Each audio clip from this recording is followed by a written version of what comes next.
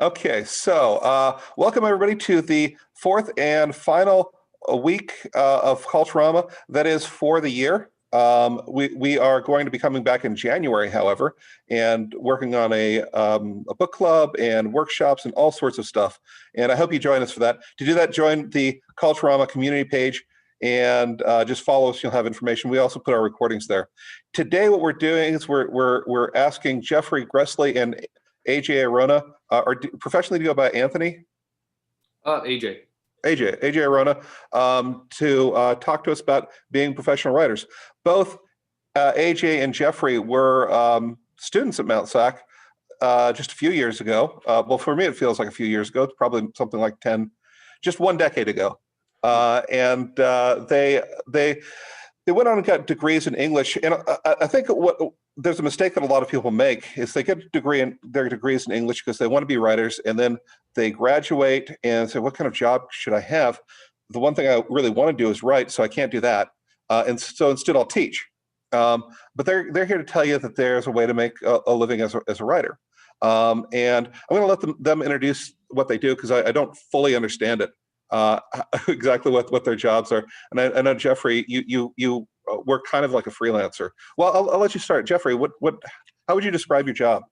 Yeah, so again, I'm Jeffrey Graessly. I started technical writing in my last year as a senior at Cal Poly Pomona. I was tasked with editing a very large document that made up the accreditation for the university.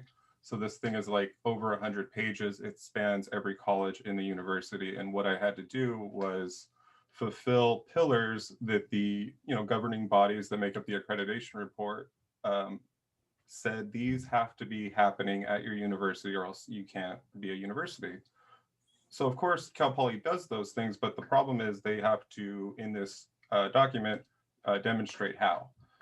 What I did as the editor is I met with stakeholders from the various departments and produced the material in the best and most clear way possible. And that's essentially what I do now. I recently left a engineering firm that did life science manufacturing, mostly clean rooms and desiccators. I'm now working with a research and development law firm, or tax firm. And what they do is they help companies who are pursuing innovation. They're helping them find the funding that'll let those tasks continue. And so what I do is I just create the technical and copy documents that will be used to either be sent to the IRS or on their own platforms as media and assets to market with. Okay. And AJ, can you describe your job?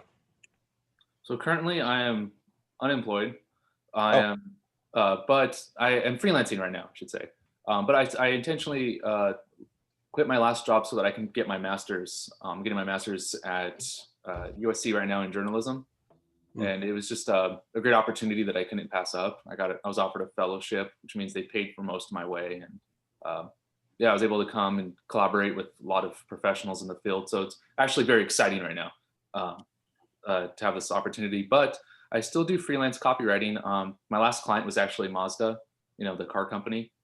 I also do a lot of side gigs for very technical companies. There's a field called VoIP, which is kind of voice. It stands for Voice over Internet Protocol. It's essentially how you have audio communications in most businesses and offices, where instead of using a bunch of different lines or cell phones, they use one system that allows them all to connect and kind of just communicate in a very efficient way. That's called VoIP. So I do some copywriting for VoIP businesses. I've also done copywriting.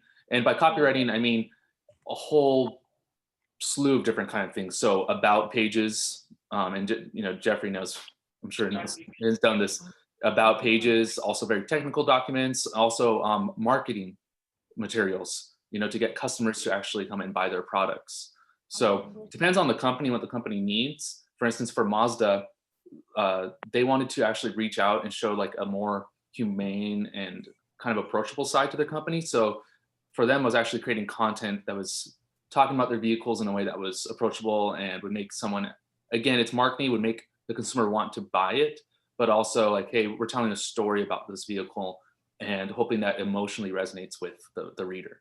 So that's the main thing I've been doing currently, but later on I can get into some of the work that I've done in the past with publishing Yeah. and public relations. Yeah, I wanted to push you on that a little bit. I'm not sure if you're allowed to talk about Citrus College. Are you allowed to talk about that? Yeah, absolutely. Okay. And you worked for Citrus College. Can you explain what you did there? So for Citrus College, I did PR writing, which is public relations. So that consisted of a lot of speech writing for the president of the college, writing letters to delegates, to elected officials, be that mayors or even like the supervisors of LA County, inviting them to come to the campus to collaborate with the college community. That was a lot of press releases that we would write, send to the local newspapers, even some national media outlets. I think one time the Guardian or something wrote about us because we sent a press release to them and they accepted it and they published it in one of their publications. So that essentially is a little different than copywriting, where copywriting, the intention is to usually get the audience to respond. You're trying to get them to action, like, hey, we want you to buy something from us, or to get something from us, right? Where in PR, it is my role as the public relations writer to represent the institution that's hiring me, to make them look the best. And essentially, that's my job, through written materials, through the skills that we learn in English, through the skills we learn in communication, whatever degree we may be pursuing, using those written skills to make my employer look very good in the community. That's essentially, if you boil it down, that's what it is. So, yeah. And before that, you worked for magazines. I did. So there's some crossover there. Before I went into public relations at Citrus College, I worked for a company called Engaged Media, where we would produce a whole slew of different enthusiast magazines. Now, the word enthusiast is important because this is not like a typical lifestyle magazine like Vogue or Vanity Fair or anything like that touches on a broad variety of topics. Enthusiast magazines are people who are really, really into one topic. So when I was hired, they said, you're going to work on 3 automotive magazines. So I thought, okay, so I'm going to write about a bunch of different cars. Well, not exactly. I worked on, each magazine had a very specific audience that they were targeting. So there was one called Tread, which targeted people who love to go outdoors. They love the Jeeps, Ford Broncos. You've seen these people. Maybe you are one of those people, right? Love to go camping. Are always out, have their fishing poles in the trunk bed. The other one was Diesel World, which was all about big diesel trucks, and then so on and so forth. Very, very specific. That was valuable when I was at that company, because I picked up a lot of different skills, desktop publishing, but also realized the value of knowing one topic and going deep into that one topic. And that kind of has like it gives back like residuals later on, whether that goes into journalism or you went into PR, public relations writing like I did. I learned how to go deep into one topic and that kind of use that material to tell different stories. So that's kind of like my career in a nutshell, actually. Okay, so that's great. So you guys, what you figured out is how to make writing a 9 to 5, right? Which is what a lot of people want and have a difficult time with, right? I'm going to ask a couple of questions, and I know you've got some stuff prepared. I know Jeffrey does. I don't know if you have some stuff prepared, and then we're going to open it up for the audience to ask questions, because a lot of people want to be a professional writer, right? But I got a question that was a little bit disturbing to me a few years ago. It was the last day of our club before we went off to summer, and the student asked me, "Is it realistic for me to think that I could possibly become a professional writer?" And the reason that was disturbing to me is it included so much self-doubt, so much self-loathing, so much, self-pain. And he was essentially saying, can I possibly have the career that I want, or do I have to settle for something that I hate? And what I said to him is, of course you can be a professional writer. And the only thing that you have to do is you've got to approach it like any other profession, right? If what you mean by professional writer is writing for a half an hour a day, poetry that you absolutely love, and then spending the rest of the time having deep thoughts, well, no, there's no career like that. But if you really want to be a writer, what does that mean? And okay, so part of that is getting yourself ready to be a writer, right? Having a professional, like, this is the prep work that I have to do. Like, lawyers don't just go out into the street and say, I'm going to lawyer it up. I wish somebody would just let me write enact a tort. They go and they get themselves ready and they apply and they do. How do you do that? How do you go through all that process? Do you want me to start, or do you want to? Yeah, please. So the process for me really comes down to topics that we're going through and like what the goal is. So AJ touched on an aspect of copywriting and technical writing, or at least the differences. And I have an easy definition that I tell people, well, I use it in my blog at least. When you're dealing with technical writing, you are explaining to a person how to do a procedure. It could be something as simple as see this information, interpret it this way, and know that we came to this conclusion. Or it could be like, open the wrapper of your Pop-Tart, take it out of the wrapper, then put it into that's the technical document. When we're dealing with copywriting, I am no different in my head than a salesperson at Best Buy with a blue shirt on. I'm just behind a keyboard. So I have to make the assessments, the judgment calls. I mean, obviously style guides are going to be there to inform the writer. We're focused on tread of the tires versus the sleek design of the body. Style guides are there for that reason, and they'll direct your research. But to start, you really need to first identify, am I teaching someone how to do something, or am I trying to convince them that they should be doing it? So that's kind of the first step. I think everybody's going to take notes differently. Like I recently got infatuated with mind maps as a way of taking large product groups like USPS or USP 797 clean rooms, which is like a very complicated room that is used for chemical compounding and coronavirus research. That type of information that you're going to be presented with is very high level, and oftentimes the jargon itself that's used to describe it, you need a dictionary just for that. So I feel like you start with, what is your goal? Am I trying to get you to buy something, or am I trying to convince you, or am I trying to teach you how to do something? And then you need to really spend the time with the documents, the available documents, to get as much knowledge as you can. And then once that happens, that's in my opinion, that's the hard part. Those are all the hard parts. The writing is like 20% of the actual work. Everything else is revision. It's aligning it to a style guide. It's making sure that the various stakeholders all have their view and they're satiated, because the writing itself won't take that long if you did all the proper research. Well, how do you prepare for that? How do you apply to get that job? Oh, I mean, it's great to start a website. That's what I did. I put together my portfolio, which greatly helped me at least find my favorite writings and put my best foot forward. It could be as simple as going on Indeed.com and typing in technical writer, and you will find a slew of entry-level positions that it doesn't take very much experience. And if you have a degree in writing or English, you are well on your way and probably already qualified. So you just really need to find that right company that's willing to guide you along. And like what AJ said, he learned desktop publishing at that magazine. Is that correct? Yeah, absolutely. He didn't have that skill going in, but they were, at least he probably knew something about it or had heard of it, and they were willing to teach him because they see the value of his writing. And if I just teach you this one skill, now I see a more valuable employee.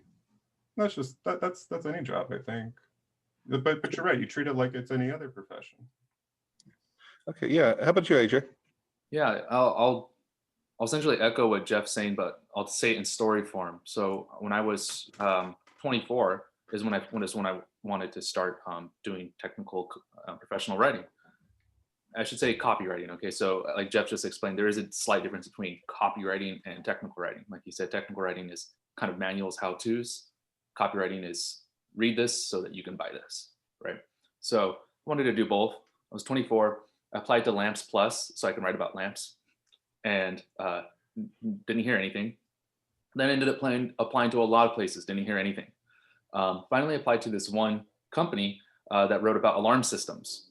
Right, sounds boring, but one thing about this profession, I should tell you now, if you want to get into it, is you should be curious about everything.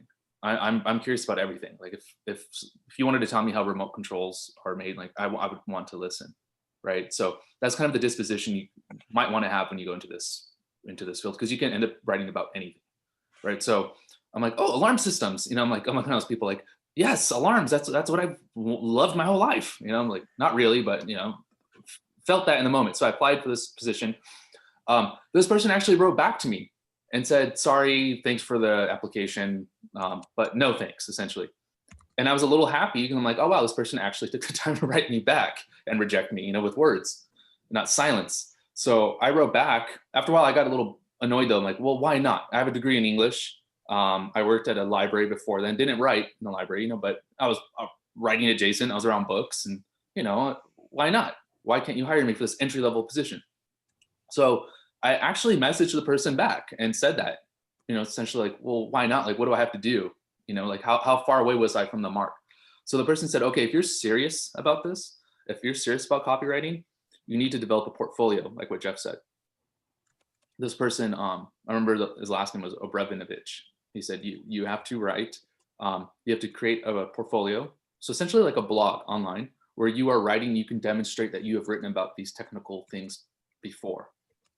Doesn't even have to be published anywhere. Just write about something. And I remember he said, don't write about like why war is bad. He said, write about tractors, write about cars, write about something that's a little technical, or sell something like a type of watch. Write that. He said, just have that on your blog. He said, start reading books in this field. So he told me to read a book by Luke Sullivan called Hey Whipple, Squeeze This. And Jeff's nodding, so he's heard, he knows it. It's a very weird title, but essentially it's about advertising and the power of the written word, and why people, when something's written well, they respond emotionally to it. Because essentially that's where you want to get consumers to an emotional place. Like, yes, I need these paper towels, right? They may not need them at that moment. Or yes, I need this. I need this Rolex. They don't need the Rolex. They want the Rolex, but we want them to feel that, right? I know it's a little dark, but it's fun. He also told me to start reading everything. Take notice of copy around you. Like, I don't know if any of you go to Chipotle. Chipotle has a lot of fun copy on their bags. There's little stories, but really that's designed to make you want to come back to Chipotle. The back of cereal boxes sometimes has very fun, clever copy. So he was like, take notice of this stuff, right? And then thirdly, he said, get role models. So if you want to work in an ad agency, guess who you should be following on LinkedIn? Ad agencies. By the way, ad agencies are the ones that hire copywriters and hire technical writers as staff. That's a great gig if you can get it. Sometimes being a freelance writer is great, but sometimes being at staff and having benefits is nice too. So that's essentially the advice he gave me. And that's when I was 24. And I didn't get things really moving until I was about 25, right? So that's just to give you an example, like it was about a year before I started to really get good gigs that were paying me. And I'm talking as a freelancer, right? So the next thing I started doing, and here, this is very concrete advice. So if any of you have notepads, I'd write this down. I went on Craigslist. Probably Craigslist isn't the place now to go. Maybe it is, but I've looked for writing. There's jobs that are posted, freelance jobs and gigs. So I'd go, there's usually small businesses that are willing to pay entry-level writers, right? Especially if you can send those companies like, hey, this is my portfolio. And they see that, they don't check to see if it was published anywhere. They're just going, oh, wow, he's written about watches, he's written about cars, he's written about guitars. And I'm saying he, because I'm talking about myself. So I started to apply to small businesses, started to apply for internships within those. So I would say one, small businesses, apply to those, apply to internships. And well, Jeff already said to start a blog. And those I completely agree with. So as I started to do those things, momentum started to happen very slowly, but then it starts to pick up steam. And then you get more jobs. And then you're like, hey, I am a professional writer now. I am actually making money doing what I wanted to do. So that's how I would start. Okay. You both have mentioned starting a blog. What should the blog be about? Well, it's not necessary to do like a weekly blog post per se. It's a great idea. I recommend it, but you really do need to have like a particular subject that you're interested in. If that's the case. Sorry, my dogs are barking. But but you can publish in a blog type fashion your portfolio, which is just your active writing samples. One thing I did want to mention, I have 2 portfolios. One is a public facing one that anybody that goes on my website can see just a small snapshot, and it'll have everything from blog posts to bullet points for Amazon to like creative writing, some poetry. But then it's better to have like a secondary one that you will, if I'm applying to a specific job or a specific firm, I'm going to put in specific content to cater towards those demands. So it's oftentimes better to treat your portfolio not as a finished thing, but rather as something that you cut and copy and paste and put in the things that you think your editor, your boss is going to want to see. Yeah, and I would add to that, it's not a bad thing to have a job that's not writing while you're trying to create this, get going. And I'd say not writing. John Branningham used to tell us, get hobbies and do things so that you have more things to write about.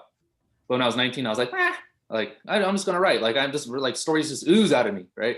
But when I was 27, all of a sudden it hit me. I was like, oh wow, like there's a lot of wisdom in that. If I had known and had like interest and had developed those interests, and then really known those interests, not just like, oh, I can talk to you about mixed martial arts, but I really know like stats, and I really know fighters, whatever descriptions, and I know about I don't know, every nuance of the sport or every nuance of scuba diving. If I really knew that stuff, like wow, I could actually write about this right now and get paid for that knowledge, right? So actually I lost what I was going to say, but essentially know something. When I was trying to get this career going, when I was 24, 25, I was working for a carpet cleaning company. I was cleaning carpets, and the reason that was valuable is one, I was not sitting down. I was outside. I was moving. I was doing a job outside of writing. Then, as I was doing it, I'm like, hey, I'm spending a lot of time like moving around and cleaning with these heavy products, both cleaning solutions and heavy equipment to clean carpets. And I'm like, well, you know what? I'm going to write about this heavy equipment. So I started just a little research on it. I had personal knowledge of it and experience with it because I was using these heavy, I don't know what you call them, carpet cleaning equipments. So I started to write about them, and I put that information on the website that I had. So to answer that question, what do you put on there?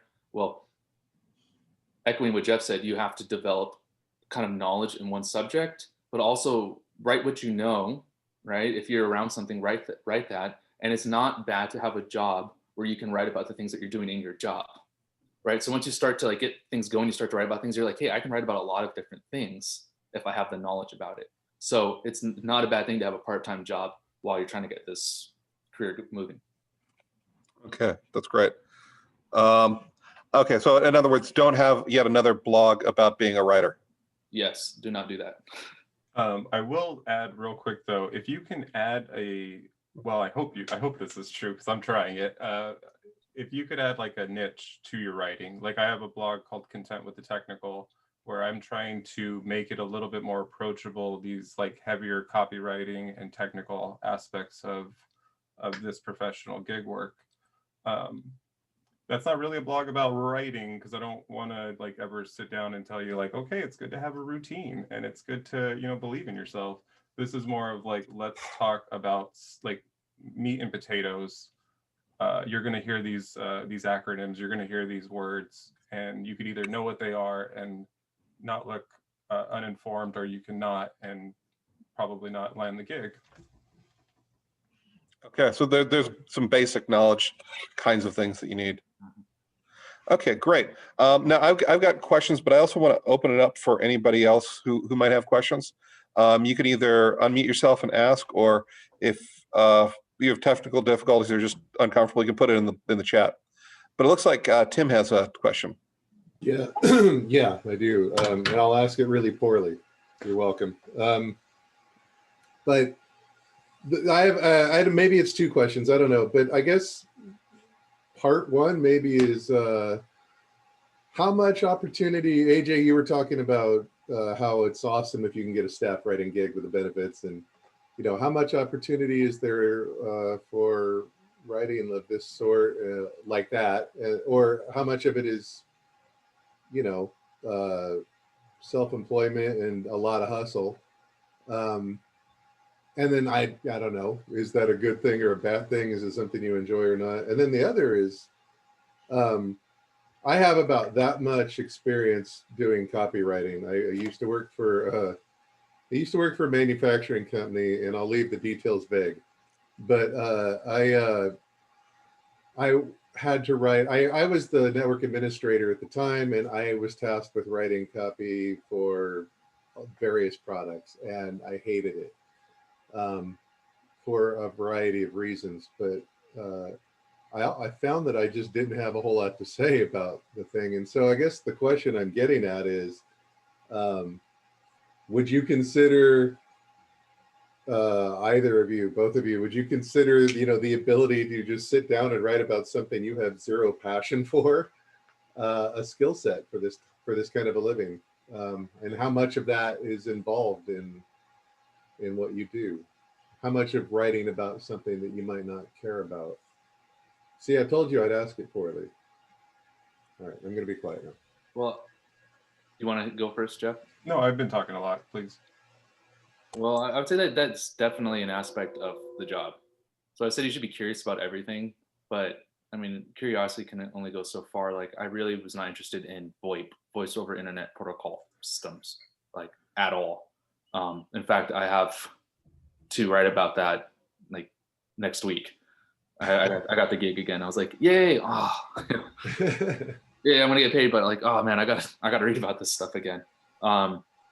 So if that's something that you're experiencing a lot, then yeah, then probably I would try to like realign. There's different things you could do as a professional writer. You don't just have to do copywriting or technical writing. Like maybe public relations would be better. What I did with Citrus College, it's more personable. I'm not writing about a product. I'm writing about students. I'm writing about staff. I'm about faculty. I'm writing about education, as a whole. I'm writing to people, I'm not writing about just a cup, I'm not writing about a table.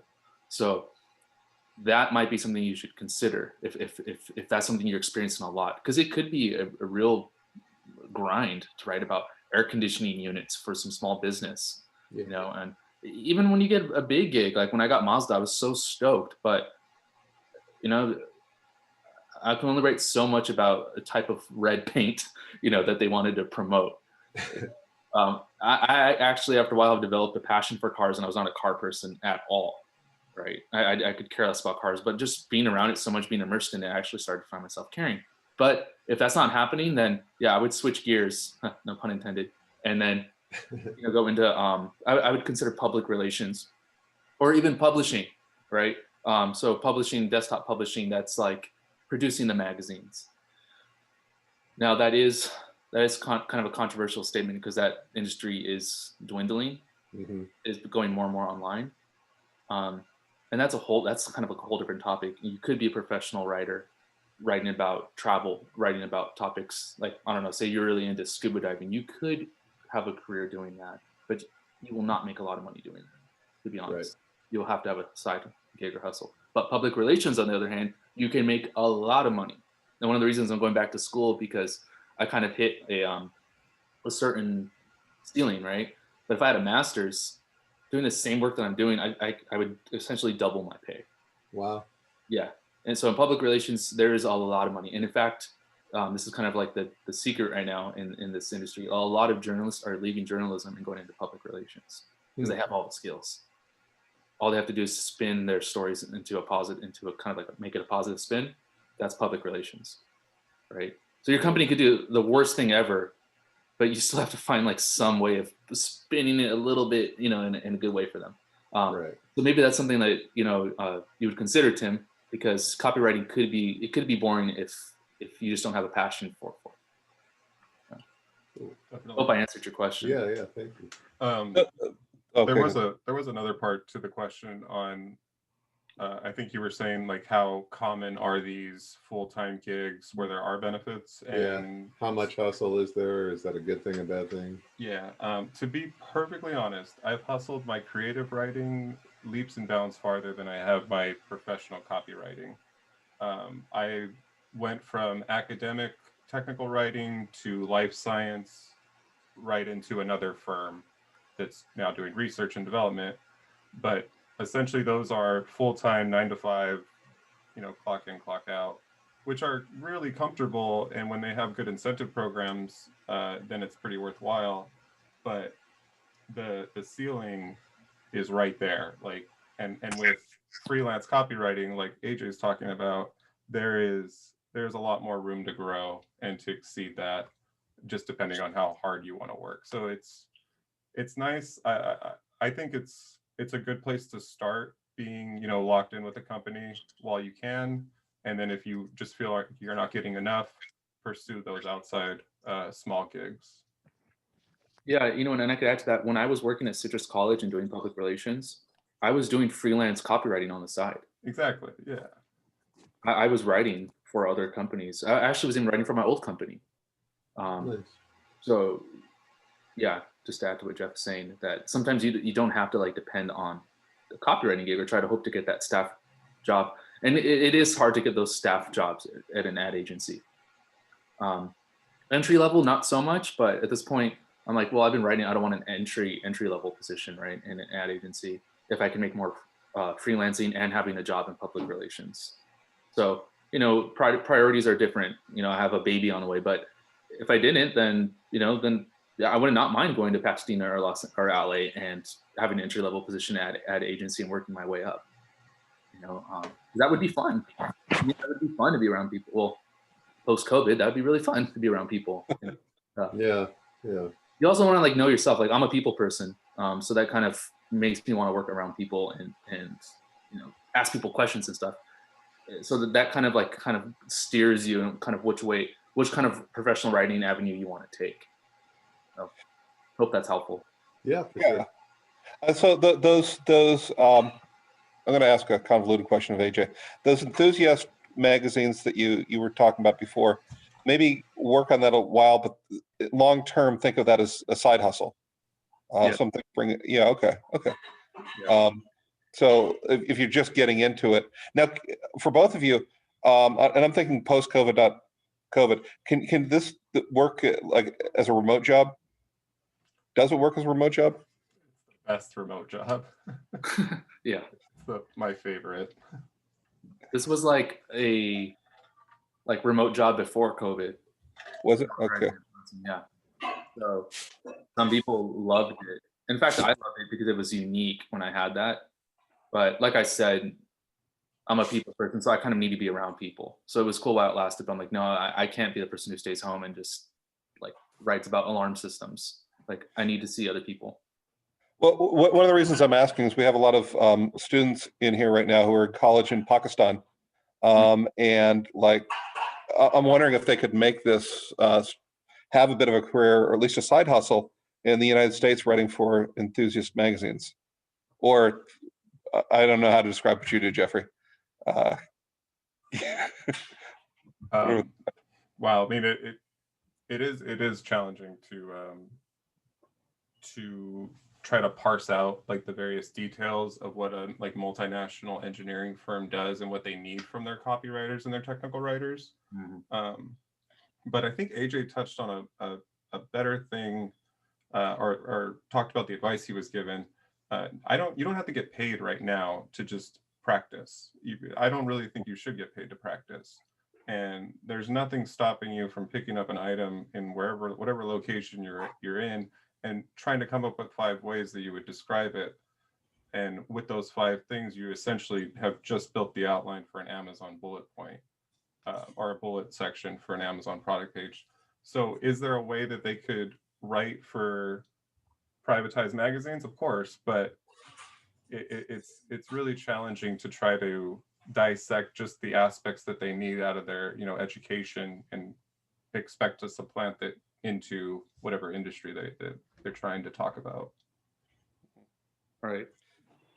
Unless you're incredibly passionate about one topic, sorry, I'm getting a phone call that's super distracting.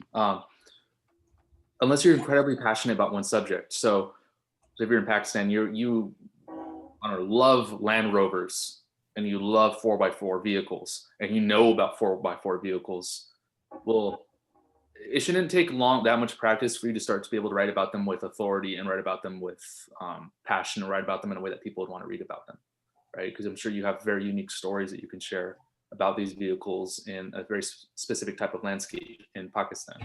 So if you have that, then you are I'd say like 5 steps ahead. That's what takes a long time to develop. I've not been like worried about the practicing so much. Just start practicing and start pitching to these 2 magazines. Do your research, look at what kind of magazines I can pitch to. And those enthusiast magazines, guess what? They're looking for enthusiasts, so that it's both the consumer and the writer. They both live and breathe these things. So if you live and breathe something already, then like kudos, like you're already ahead of the game. If not, then yeah, then what Jeffrey said is super applicable. Like just start practicing, and you will not be paid for that practice. That's why you may have to do something else. Like in a post-COVID world, you might have to work at Subway, you might have to work clean carpets like I did while you practice. How do you find these enthusiast magazines? Is there obviously it's not Duotrope. Is there a clearinghouse? Is there a place you can find out how to write for these places? Yeah, I mean, if you go to Barnes and Noble, go into sections. Don't go into like fashion, right? And don't go into I don't know, into topics that are really big like celebrity or sports. Go look at home, like the home section, and go. Don't look at the really big ones, but like you know the magazines that are tucked on the lower level. Some are even mid tier, but if you go, like for instance, one of the magazines that my old company used to produce, Cottages and Bungalows. It's pretty famous magazine, but I mean, most people have not heard of it unless they're really into home things. So if you go in Barnes and Noble, what I'm saying is look for those things, those different topics. They're there. Those magazines are there. Go, and then when you open up the magazine, on the left-hand side or sometimes the right-hand side, there's the thing called the masthead, which lists out everybody's position in the magazine. Just take a picture of that. You don't have to buy the magazine. Just like take a picture of that. Maybe buy the magazine once so you can read and get to know how the people write in that magazine. What's the style? What's the content? But you can just take a picture of the masthead and start to send your queries or your pitches to that editor, right? Know their name, right? But to answer Branningham's question, that's one way. You could just go and start to do research in the real world. If you can go to Barnes and Noble, or go online and start to look for topics, right? So again, let's say if you're really into, I don't know, well, I said homes. So let's say if you're really into like flipping homes, there's enthusiast magazines about that. And you just have to do some research online looking for that stuff. Any topic, there's probably an enthusiast magazine about it, like bass fishing. It gets that specific. Like, well, there's a magazine for it. So if you're really into bass fishing, look for it, and it will pop up. I guarantee you. So you both want to do like a combination of internet. But you don't want to spend too much time on the internet because, quite frankly, things on the internet have already been written. So go in the real too and look at Barnes and Noble. Go through the magazines. Go, oh, that's a magazine. That's a publication I would want to write for. So yeah, they're there. You just it's a mix of the internet and looking around to find them. What does pitching look like? How do you pitch somebody? So what I like to start off with is a little bit of a story, because that hooks people. So dear Jeff Graessly, right? Graessly, thanks. So this is a story about a man named Tim Hatch, blah blah blah blah, and you go through, and this is, so you want to give us a short, like 2 paragraphs about the story, and then explain why is it good fit for their publication, right? You want to say, you can even say something as specifically as, I was thinking about your publication, or I had your publication in mind when I wrote about this, or when I was researching this, right? I already have a draft. I'd be more than happy to share it with you. And essentially you wrap it up with a little bit of talking about yourself. I'm a writer who has this many years experience, or I am starting to write about this, blah, blah, blah, blah. If you don't have a lot of experience, just talk about the topic. I've been interested in this. I've been writing about this. I have my degree in English, whatever. I would love to, talk to you about this. Thank you for your consideration. And if you want, I can send you example pitches that I've sent out for. Great, that's great. And so it's different than if you're doing, say, for a short story or poem. there are a little bit of differences there. Oh, okay. So that's good. All right. I've been dominating the questions. Who else have questions? Oh, Jennifer Martindale said she'd love to see more pitch examples. Okay. I'll put my email in the chat so she could email.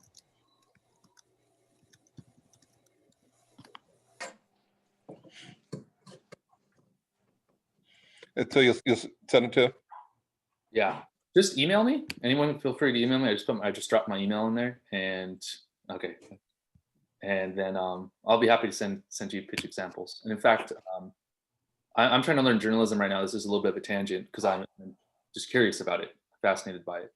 And I just messaged a very famous journalist, asked her to send me pitch examples because journalism's in fact a little bit different than how to pitch there. Just a slight tweak. So it's just good to ask people, ask them, how do you do this? The dog agrees. Okay, so I have a question from Aisha Qureshi, and I know I've ruined your name there. I'm sorry about that. It says, we in Pakistan do a lot of things that can encourage us to write, but the thing is that English is not our language, so it's a little difficult to know the language and work with it. So if you have any advice on that, it would be a great help. So is the question, I want to write in English, but I want to. There's a little bit of disconnect because English is a second language or maybe a third language. And as a teacher, I have a whole bunch of advice about that.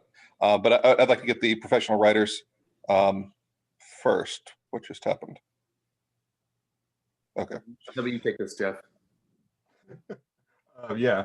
Well, I think what AJ touched on earlier with the looking at the masthead of the magazines, I think it's really important to pick up these magazines that you want to eventually be writing for and read them from forward and backward and try to get as much of the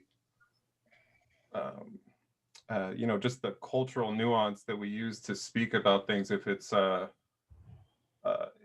metaphors, what have you, there needs to be that jump, and I wouldn't even know where to start to begin teaching someone who doesn't feel very confident in their own English writing yet to try to produce content that is going to teach other people how to do something.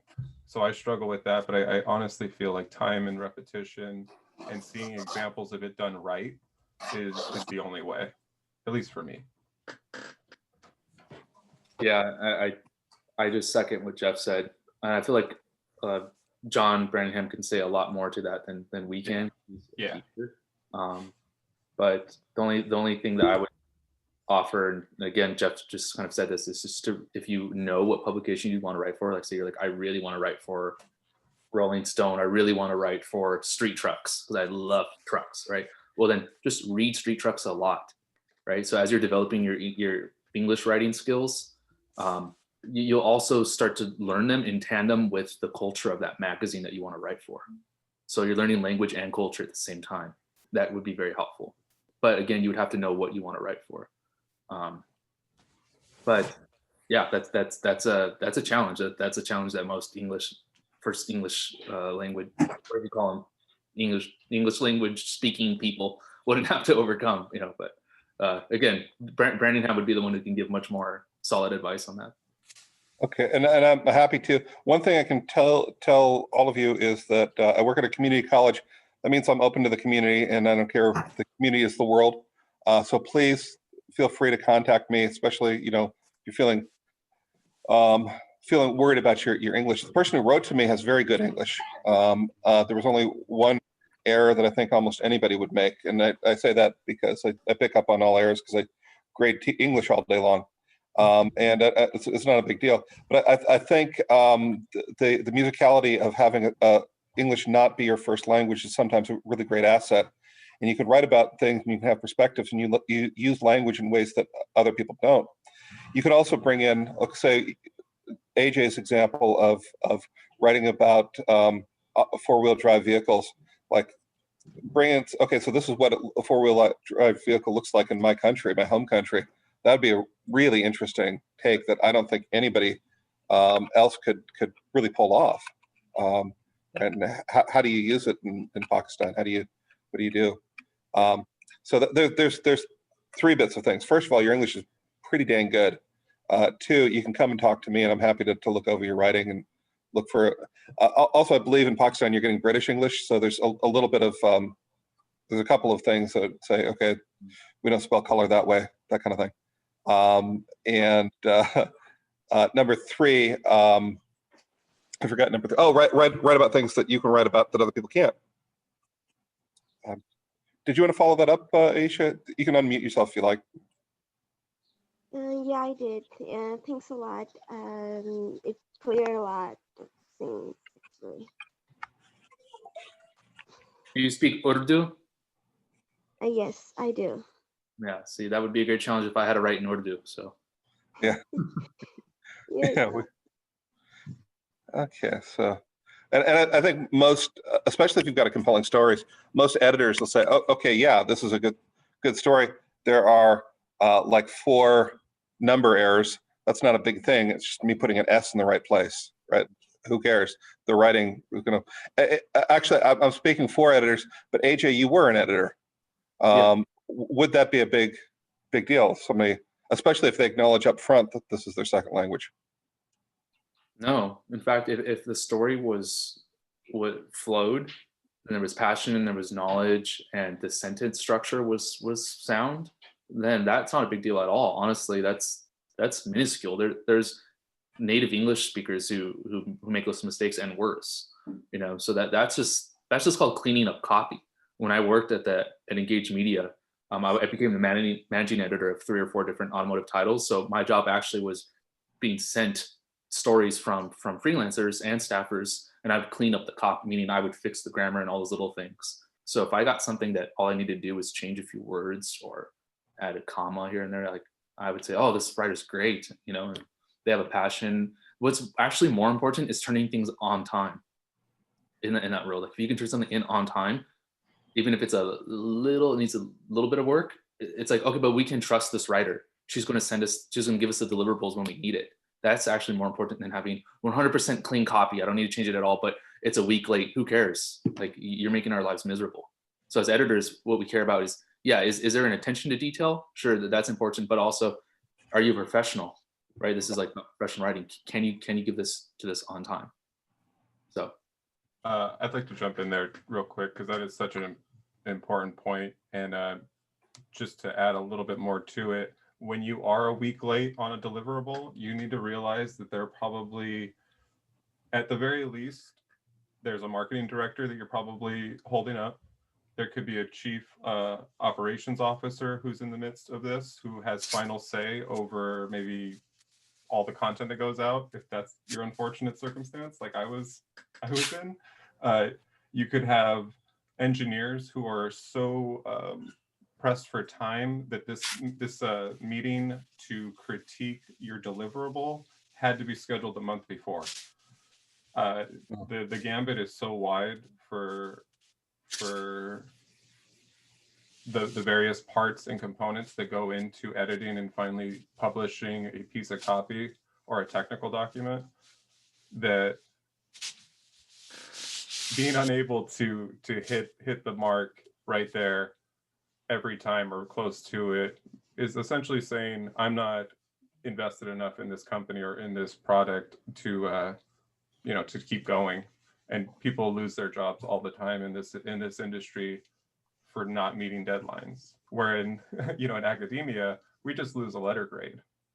That's when you're a week late on your essay, you go from A to a B or a B to a C, and that's not the real world.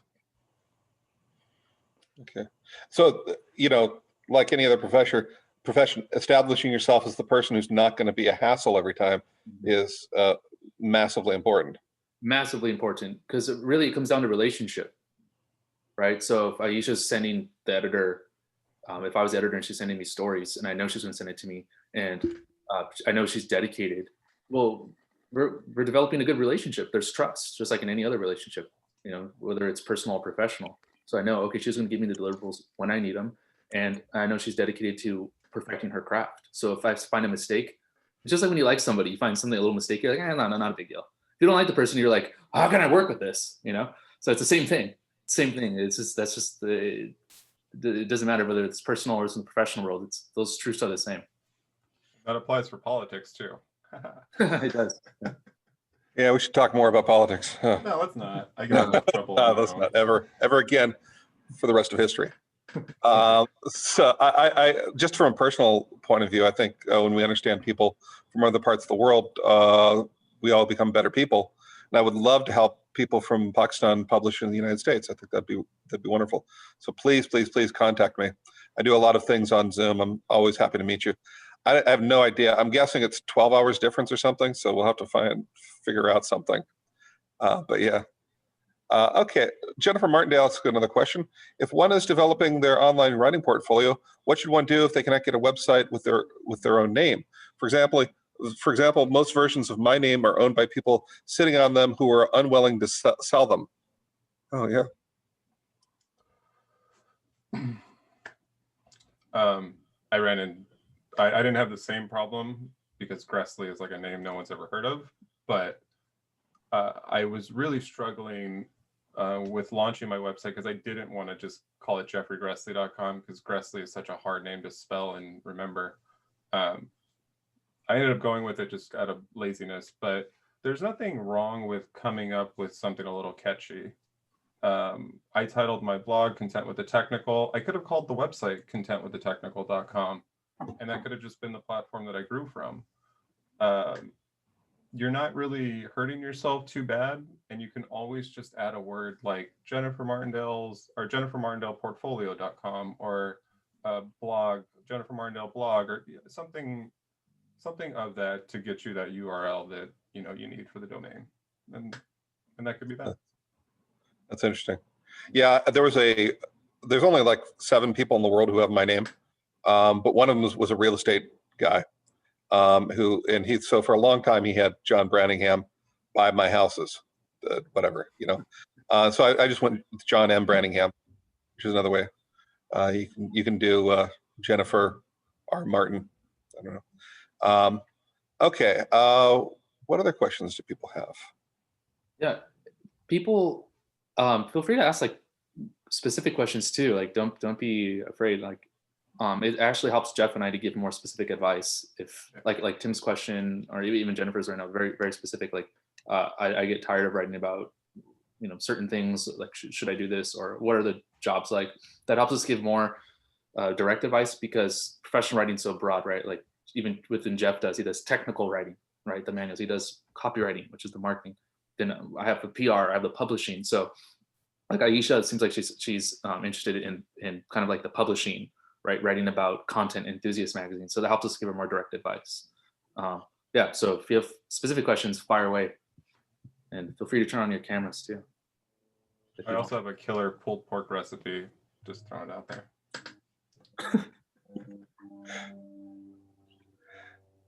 Great.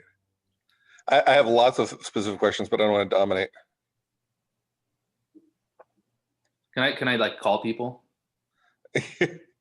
But this is you're starting to see why teaching in Zoom is a blessing in a lot of ways, but it's also difficult because if you're in a classroom, you can look at people's faces and say that guy has a question. I'm going to put like here. It's just like people who are thinking about it.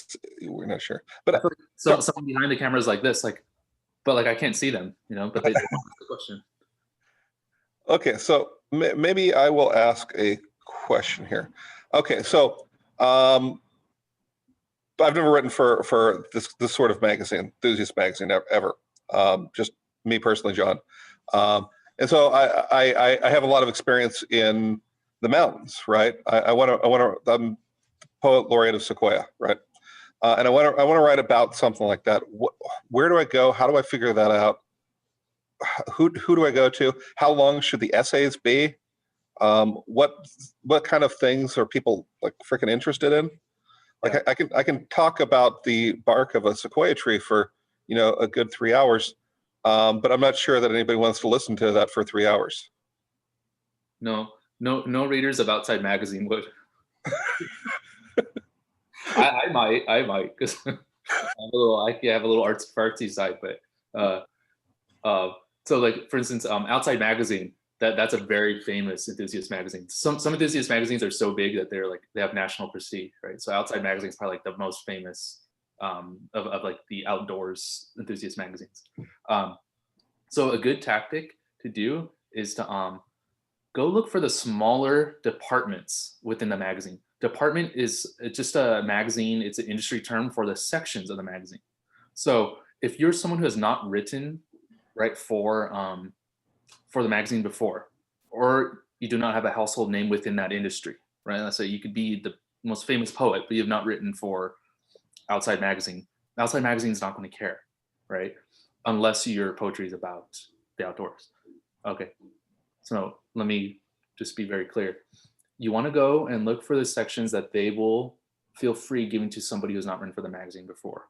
Most likely they're not going to commission a first-time writer with a 1,200 word article or a 2,000 word article, a feature, a lot of space and a lot of money. Sometimes it's like $1 a word, $2 a word.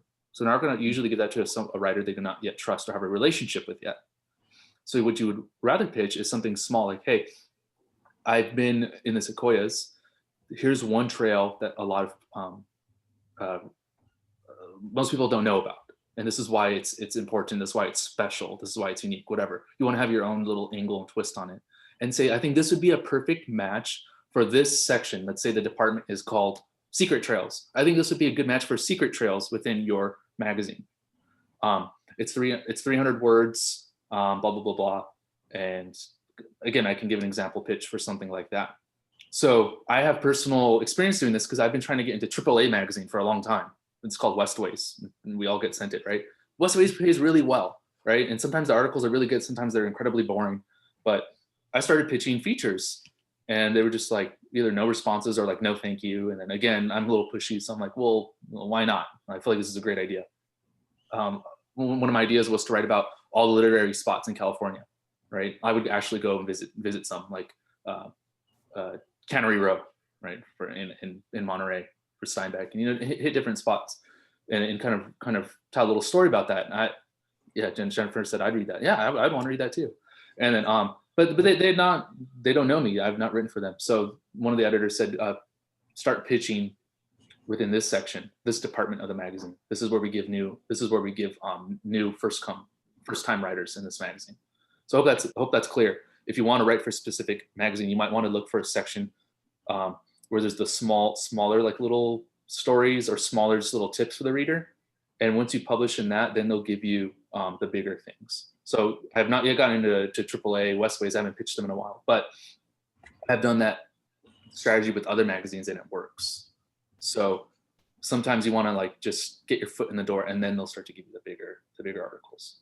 So establish that relationship and then come in on time and have fairly clean copy. And make their lives better. Absolutely. So, okay, that's great. Kimberly Essingler asks, not sure if this is the right way to ask it. How would you write about something technical in a conversational way rather than business speak? Yeah, that is always the trick, because after you've done all your research and you've aligned with your style guides and your stakeholders have said you're on the right track, the next thing you need to do is remember who your audience is. Are these high-level users that know all the ins and outs of the industry, or are these new customers stumbling on your Amazon page randomly? So oftentimes what I've had to do is pass this along to someone who I know has no idea what I'm talking about, and I'll overwrite. And when I overwrite, I mean I've broken all the rules of the style guide. I've said if the bullet has to be 50 words, I've written 250 words. And I've overwrote with the purpose of sending it to someone who has no idea what they're reading. And hopefully from that overwriting sample, they're able to glean what I'm trying to teach them. And then sometimes I'll get little questions back from them, and that's the best way to do it. Sometimes that's not an option and the turnaround's just too fast and you won't have time to get any feedback. If that's the case, I still overwrite and I just try to I'm honestly looking for syllable counts and big words, because you need to think about the average reading level of an American citizen or just a person in the world. And that's going to dictate the kind of language you should use and the grammar you should implement to make your transitions. So there's no easy answer, but there are easy ways to get the answers by just identifying how conversational you want to be and who your audience really is. Okay, somebody just mentioned that people from Pakistan are having a little trouble understanding our accent. We've got everybody here speaking has a very thick Californian accent. But if you're having a hard time, please stop us and say, wait, I understand that point. You know, that's perfectly fine. I totally understand. Okay, what other questions do we have? Michelle, do you have a question? Anything we can follow up on for you?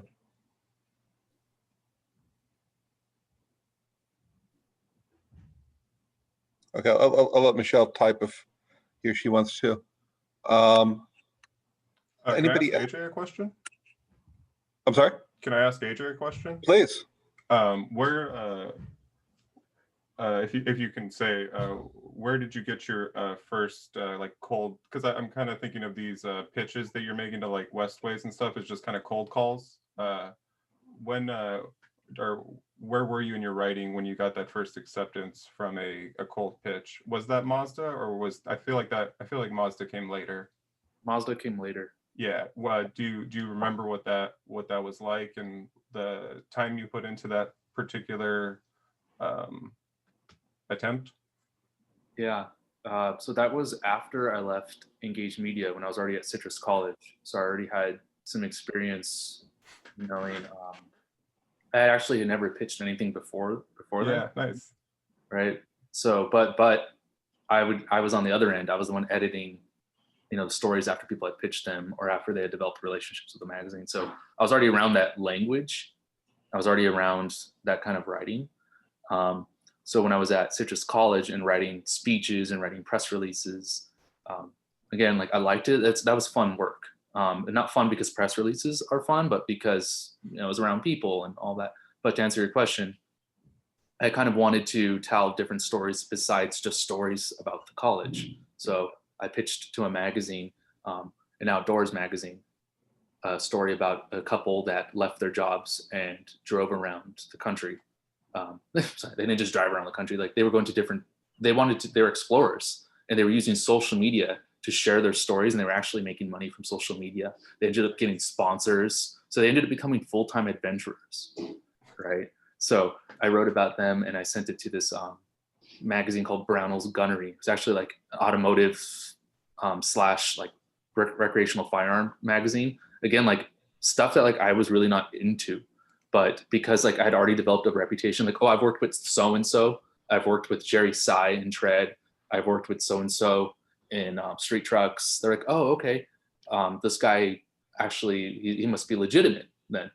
Sure. So again, like you need to have a little bit momentum going if a magazine is going to give you an article, a feature article. So I proposed this feature article and they accepted it.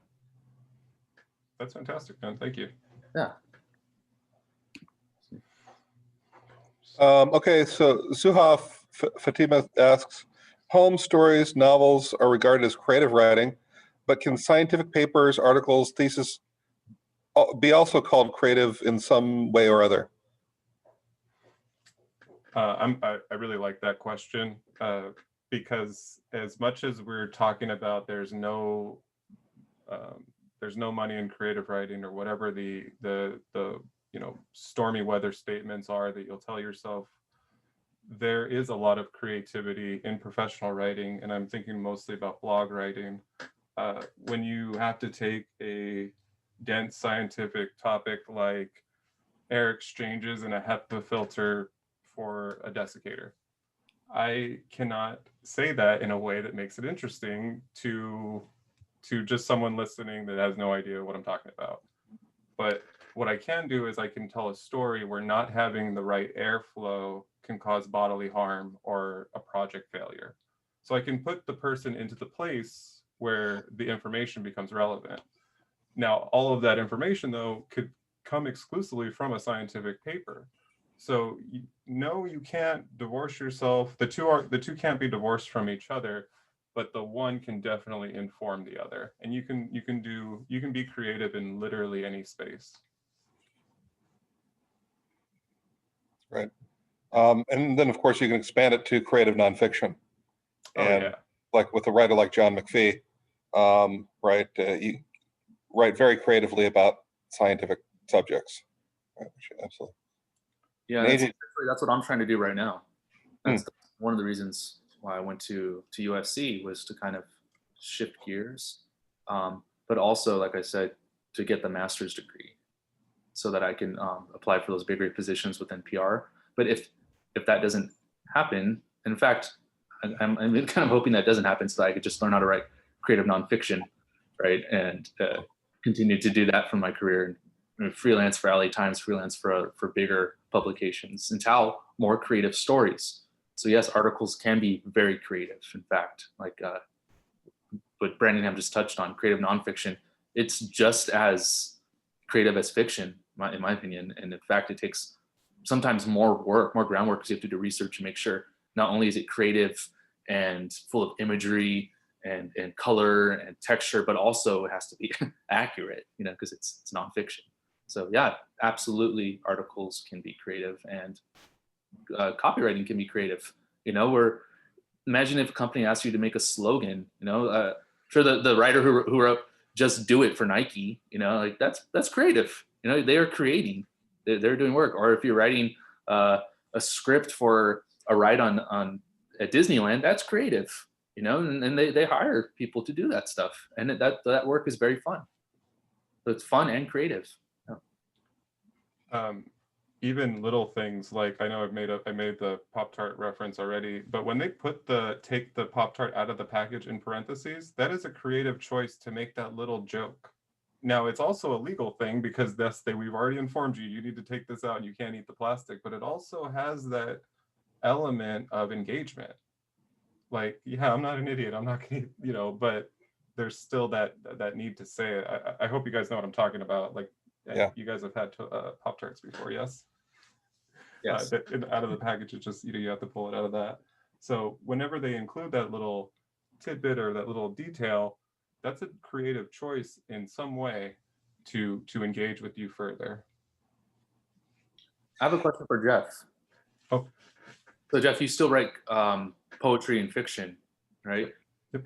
Has doing technical writing and this other kind of writing, has it influenced your creative writing? And if so, has there been any specific skills, like it's made you like more of a polished writer or more focused in any way? Has it had an impact on your creative, on your more poetry and fiction writing? Yeah. Well, thank you for asking. That's a great question too. Without a doubt, it has. I've been talking lately in my blog about being an economical writer, meaning like make your words cost money to use them. And if I'm like in my last job, we were writing a lot of metadata, and metadata is kind of technical information about an image or about some asset. And you're limited in some cases to 260 characters with spaces. So that boils down to like two lines. You have 2 lines of space. And I tell you all this because when you then have the open blank page, you are free to roam. There is no, I need to hit return here because I'm about to go on my 3rd line and I know that's going to be too many. And then on the on like the opposite side of once you have produced the thing and it's gotten out of you, like being able to quickly ascertain the problems has like skyrocketed for me. And I know my most recent acceptance letter were just poems that actually came as a relief from the copywriting research. So you get so inundated with some of this research material that you need to kind of just let it go in some way. And poetry has always been that outlet. It's the cheapest therapy. And once I do have those examples out or those pieces out, my eye for editing has just gone up exponentially, which is really nice. I mean, it makes the whole aspect, the fun parts of creative writing that much more fun. You know, it's like learning how to write a sonnet. John Branningham challenged me to write a sonnet like 10 years ago, probably not that long, but a while ago. And I was very resistant because I didn't see any value. But the real value is a sonnet is a puzzle. It's essentially saying you need to get to line 14 and you have to do it at 140 breaths or whatever, however we want to work it out. But you have to follow these rules. And if you do, you've succeeded. The poem could be bad, but you've succeeded in the game. You've beat the puzzle. And that's all what technical writing is. I need to get to the end and fulfill all the rules to get there. And then the editing, the polishing, the fixing, that all comes out. And creative writing is no different. It's just the creative writing and our technical writing is just another type of sonnet puzzle game for me. AJ, you once asked, you once gave me a list of 4 different things that you want for your portfolio, and I've forgotten what those things are. I wonder if you could tell us.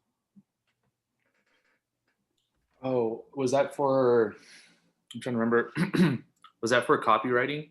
I think so. It was like 2 blog posts, reviews, some. Okay, yes. So let me try to work this out in my head. Blog review. So let's see. I don't like 2 blog. So what I would suggest, let's say tomorrow you've started your blog or over the weekend and you want to get this ball rolling, right? Like, okay, I'm going to develop my portfolio. Start with 2 blog posts. Now, Jeff, I'm sure has different advice, and that's good because he's going to have a different spin on this. But let's say, okay, I'm going to write 2 blog posts, and these can be more informal and kind of fun. Like, this is just about me doing some activity, right? That is specific to the thing that I want to write about. So again, you have to have that niche. Let's say you want to write about watches, right? I like watches. So let's say, hey, I want to write about this watch. So take one of the watches you have, you go do something with it. I played basketball with it. Look at the watch, whatever. It was a perfect workout watch, right? That's just a blog. You're just talking about something, you and the product. Do 2 of those, okay? Then the next thing you want to do is 5 reviews. So now that is you reviewing a product in more detail, being very specific about its features. So this watch it's made from these materials. These people made it. It was made in this location of the world, which means it has these sources, it has whatever, all these different influences that are coming to make this product. It costs this much, right? This is why it is a good or not a good investment. That's all kind of details you want to include in a review of a product, right? And then you would want to write 2 articles. Now the articles would be larger. The blogs and the reviews can be fairly short. Let's think like 100 to 400 words. The article, you want to do 2 of these, and you want to go around 700 to 800 words. Don't go longer, because then, write longer, then cut it down to 700 to 800 words. Okay. Now with these, you want to tell more of a narrative story, and this is where you can get creative, right? For instance, if you're in Pakistan, you want to write about watches, right? Well, then write about a story about the person making the watch and what they had to do to make the watch. Or say you want to write about vehicles. Okay, well, tell the story of the engineer who conceived the idea of the rotary engine that is in some Mazda vehicles. Tell the story behind the product, because some places want to know that too. For instance, there's this magazine called Gear Patrol. I used to follow them religiously. I haven't read them in a while, but I loved it. They talk about products, they have the reviews, they have the blogs, then they have the articles, and every once in a while, I just wanted to kick back and read a story about and the process behind a product that I love. So instead of just reading, should I or should I not buy this cup? Well, this is a story about a man named Jeff Graessly, and him making this cup in his studio, right? And this is what the studio looks like. And you can use all those techniques that Branningham has taught you in fiction, right? Like, okay, don't say he's a massive man. Say like he had a duck when he came into the room, right? It was dark, whatever. He had a beard down to his chest. He was very handsome, whatever. And then you tell the story about why that person is passionate about that product, right? And again, that's you want to deliver that emotion that the creator of that product has, because then when the reader reads it, they're going to want to have that. They're going to want to have that same connection. Because really, when you connect to a product, you're connecting to a person and a process, right? So Steve Jobs understood that. And that's why he was so successful selling us phones and all these other gadgets that we really don't need, but we feel like we need, right? Because what we want to do is connect with the process. We want to connect with the person and the culture behind that product. That's what you want to do and deliver in that article. Not only that, we want to make that connection, and we want to believe that story. We want to make that story our story that we tell people, and then they're going to, follow in the same path that they just took. What's really funny, I don't mean to steal away any of your momentum, but my portfolio almost matches that to a T, except I don't do the articles at the end. I just do a longer poem. And I don't know, John, would you want to pull it up and share it? I posted it at the top of the chat. It's just jeffreygraessly.com/portfolio. But I essentially followed that same pattern because it is pretty common. Just 2 short blog excerpts. My reviews I call bullets, and I essentially just this is just a short introduction of who I am, because I have a couple of books out, and then these are my. I do much shorter than the 300 to 500, but these are just excerpts of blogs that I published. And then instead of reviews, these are just bullet points about various products. Some of them are actually bullet points about the blog posts, which are kind of funny. Is this the right page, or would you like me to go someplace else? This is totally it. And it could be something this simple, but when I am sending out to specific jobs that I'm trying to catch, I have something more formal, I guess. I don't put in any of my creative writing stuff. I put in articles that are specific, or at least in some alignment with the job that I'm seeking. But I think I mentioned that earlier, actually. That's a good point. And when you said your reviews are shorter, I have to second that. Like, reviews should be pretty short and succinct. So yeah. A 500-word review is incredibly long, actually. So the sweet range probably is 75 to 200 words. Yeah. But it could be something as simple as that. And like I said, it's not a finished. Well, I think AJ would agree with me. Your portfolio is never finished until you stop writing. Like, you stop writing, or you stop trying to advance your career. That's when your portfolio is done. Yeah. Fatima has asked a question that I usually talk about in poetry, but it's an interesting question. What sounds, both consonant and vowel, can we use to express sadness, guilt, melancholia, happiness, exaltation through writing?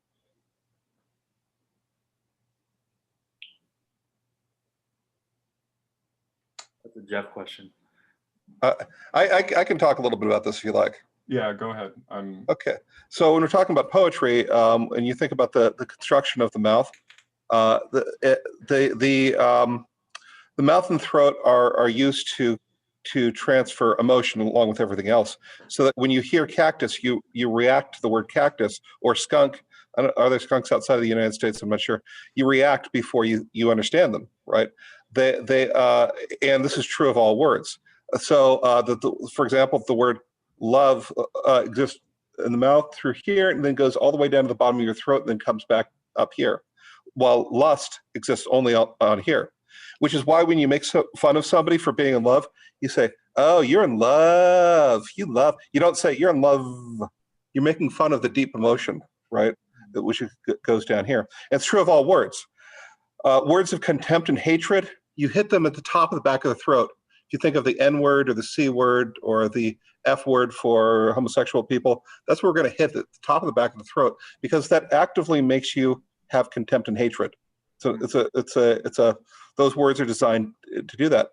Now, if you're talking about, if you really want to go to deep emotions, it's the words that exist down here, right? Words like Well, I work at Sequoia. That's a great deep emotion word. If you look at if you look in someone else's eyes and you say the word love 5 times, chances are you're going to start feeling that emotion, right? Just because we're built to do that. So it has less to do with the specific vowel as to where it exists in the throat and the mouth, and the in the architecture of the body. So I don't know if that good. I understand the linguistic side of it and the structure of language and like where our mouth is moving, but how do we translate that through our writing? Because like I thought you were going to go with something like the phonetic alphabet and how to read words. When you're not familiar with the word, if it's broken down with the phonetic alphabet, you can read the word. Well, yeah, I mean, the reason I say all of this is so that as I'm revising, I'm good. Yeah, then I'm hitting that stuff, and this is where things like alliteration and rhyme are particularly effective, right? Because with the alliteration and the rhyme, you're going, okay, I want people to feel this. So if you think of Dylan Thomas's "Do not go gentle into that good night," that whole last stanza exists very much down here. And you, my father, there in that sad height, curse, bless me with your fierce tears, I pray. Do not go gentle into that good night. Rage, rage against the dying of the light. All of those vowels hit you right there, and it's hard to not be like almost weepy at the end of that poem because of that. Also, because of the content of the poem and the context. So, Zuha, this is a matter of revision as far as I'm concerned, and knowing that you're going to hit those things, and reading stuff out loud is really, really important. Now, of course, with different accents, it's going to hit a little bit differently, but not that differently. And I cut you off, Jeff. No, that was fantastic. I was not thinking about that in the slightest, and that's going to change the way I revise now. Okay. Yeah. Others. And Zuha, to add to that, that was incredibly insightful. That I'm going to think about that as well. But one thing I don't do phonetic. I don't think so much of phonetics, but of syntax, meaning short, long sentences. Sometimes that can also deliver emotion, especially when you're trying to sell something, right? So you're writing a piece of copy and you want somebody to buy something, or you're trying to convince them of something. It is helpful to have long and short sentences. So you want to give your description with the longer sentences, and then when you really want to drive home a point, you have a 3 to 5 word sentence, right? And just bam, and you can even put that by itself on its own line, its own paragraph break. And sometimes that delivers emotion as well, if that's the intent. But I find what Branningham said to be much more fascinating, right? Because it speaks to our bodies and language and our connection with the written word and paper and all of it. So hope that answers your question. Yeah, I'm gonna give a slogan that some people will think is just like 5 years ago, and other people will be too young to remember it. It's and I think this is probably specific to the United States, so I'm sorry, but come see the softer side of Sears. Like Tim, that's probably oh yeah, I remember that pretty recently. And AJ, you probably no, that was before I was born. I don't remember that at all. It's just like over 30 years ago, because of the use of the language. It really helped. They were trying to convince the country that Sears wasn't just selling hammers to dads. Yeah, and I totally remember the commercial because that phrase. I'd forgotten it, but thanks for bringing it back. Have a great weekend.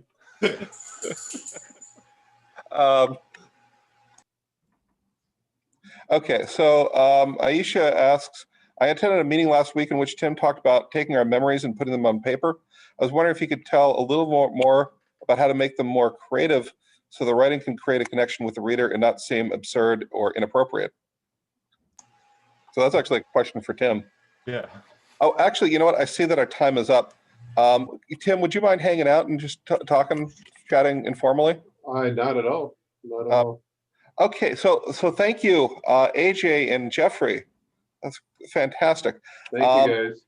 We have a lineup today. So if you're more interested in creative writing and publishing, that's our next session. And I also have a professional discussion on Sunday. So you can come and I'll tell you how to, especially with your first sales.